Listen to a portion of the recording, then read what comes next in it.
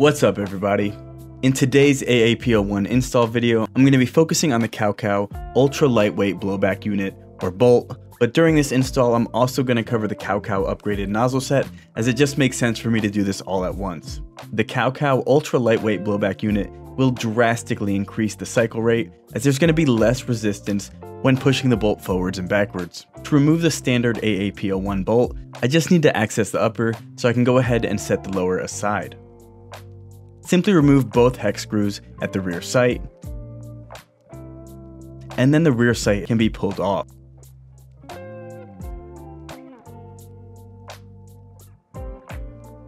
This was the only piece holding the bolt in place, so the bolt can now be pulled out from the rear.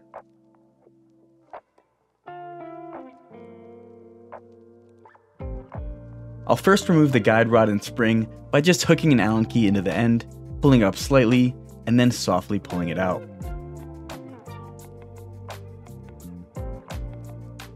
To remove the fire selector, it's just one Phillips head screw holding these parts in place. Removing the screw will allow the switch and the plate to be removed. You may have to use a thin tool to gently pry this out.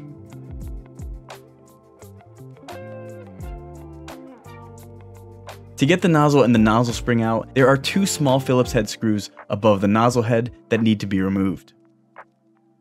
With this gone, I can then slide out the nozzle, spring, and nozzle retention piece.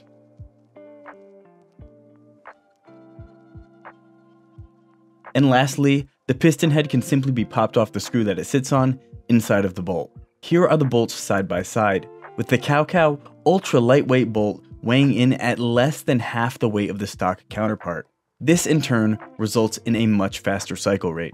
With the stock bolt and nozzle disassembled, I'm going to assemble the new CowCow nozzle set that will be going into my ultralight CowCow bolt. If you are simply transferring your stock parts onto the upgraded bolt, the process here is the exact same after my nozzle has been assembled.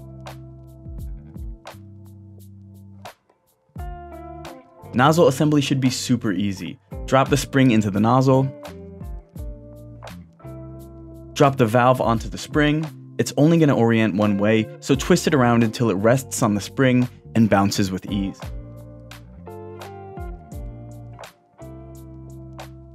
To keep these parts in place, insert the provided pin. Note that this pin has to be flush, otherwise the nozzle is going to have issues going into the bolt. Since these parts are all brand new from the factory, I'm going to lube up the necessary parts as I go, starting with the piston head. I'm using thin 100% silicone oil, and I'm covering all sides of the piston head.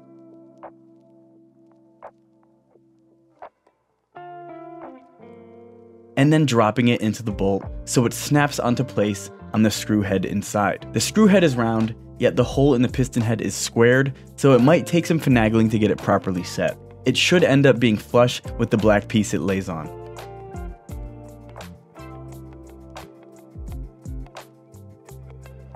Before dropping in the nozzle, I once again use some thin 100% silicone oil to cover the interior, rubbing any excess over the exterior as well. I then slide the nozzle into the bolt.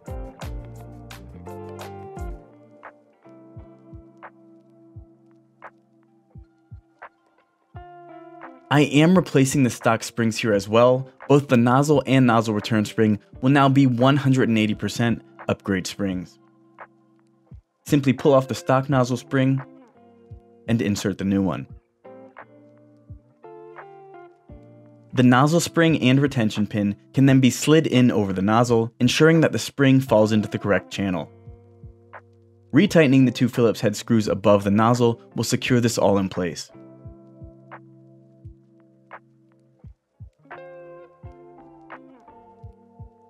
For the guide rod spring, once again I am simply swapping out the stock spring for a 180% strength one. These 180% springs, in addition to the ultra lightweight bolt, should increase cycle rate like a motherfucker.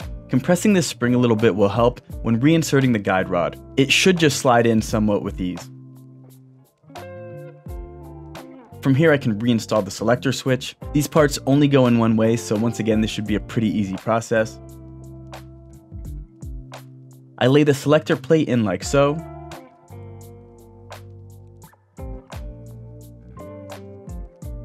lay the selector switch on top, and then secure it all back up with the same Phillips head screw.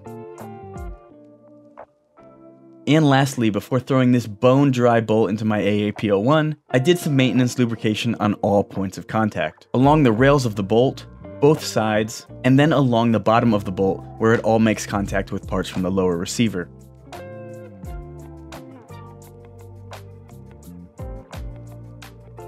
After reinstalling the rear sight and its 2 hex screws, the upgraded bolt, nozzle, and springs have all been fitted properly.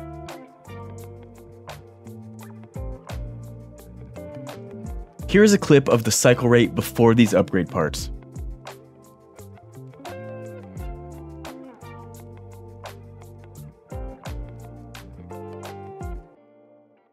And here is the cycle rate with these exact upgrades. I mean, that is night and day.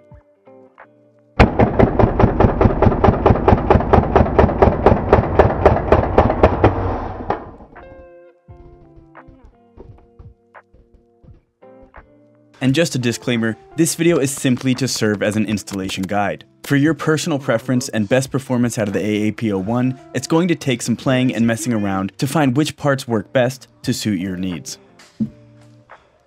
To check out some gameplay with all of these parts installed, check the playlist linked in the description below. Thanks for checking out the video, guys. Feel free to comment, like, and subscribe, and I'll see you guys in the next one.